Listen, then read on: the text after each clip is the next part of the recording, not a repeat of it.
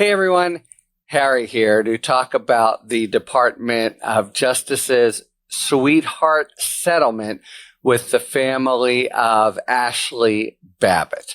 Ashli Babbitt was an ardent MAGAite who was a ardent participant, including in a physical violent way in the January 6th assault on the Capitol. She was trying to breach. You can see this on video, and it's pretty harrowing. She's one of a group who are trying to breach and climb through the actual portico to the Speaker's office complex. And a guard shot her in the shoulder, and she died from her injuries. The guard was exonerated. When you do something like that and you're a federal officer, you go through a review.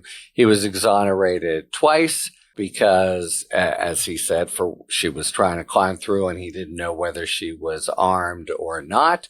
And that seemed to be the kind of straight up story that happens when you have a crowd actually massing on the Capitol and trying to get in. People who get shot, including in the shoulder. Presumably he could have shot her in a more deadly spot. Nevertheless, she dies of her wounds. But now this gets translated through the MAGA mill, and she becomes a cause célèbre, including for Donald Trump himself, who, quote, said a couple months ago about her, "I'm a big fan of Ashli Babbitt, okay?"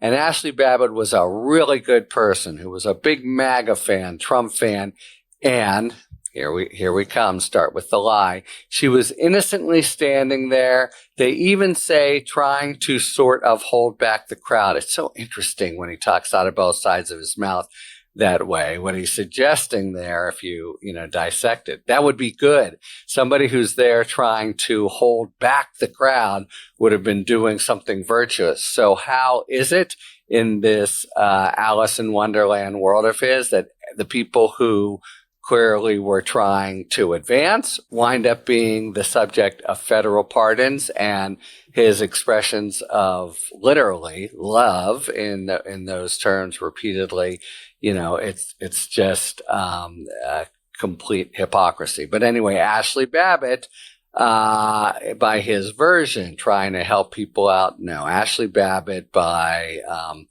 objective accounts, is trying to climb through. And if you have some doubt about this, or whether law enforcement treated her appropriately, as they were found to have done, you can just look at the kind of pictures from that day of the hallway leading into the door and the Speaker's area that she was trying to breach.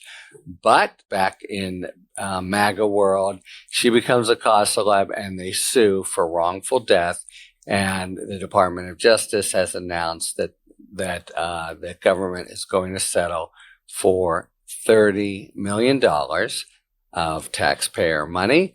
And the theory that was somehow in the lawsuit was that the officer who shot her in the shoulder was negligent. He should have taken more effort to ensure that she wasn't armed, as indeed she wasn't. She was not there with firearms or anything. However, she's crawling through the door, and he doesn't know whether she's armed. So, of course, if she gets in the other side, it could be, total bedlam. And their job is first and foremost now to try to protect members of Congress and secure the Capitol. So that's why the officer gets cleared after a fairly searching inquiry. But now into the alternate universe, as if it had been some grievous misconduct by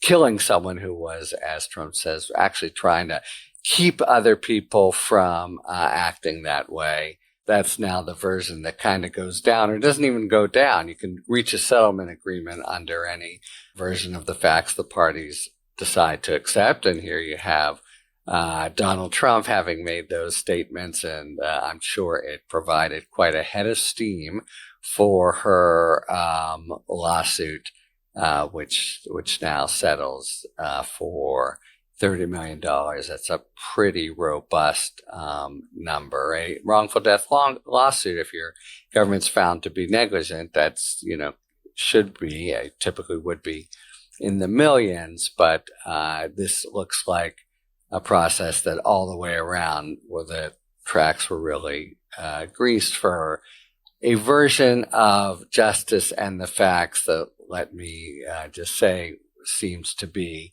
at odds with the best we can say and know about what actually happened and what actually went down. So just as all the marauders are now heroes and patriots and subjects of pardons and the like, the woman who was killed, being shot in the shoulder, is now a martyr to receive a big payout from the Department of Justice.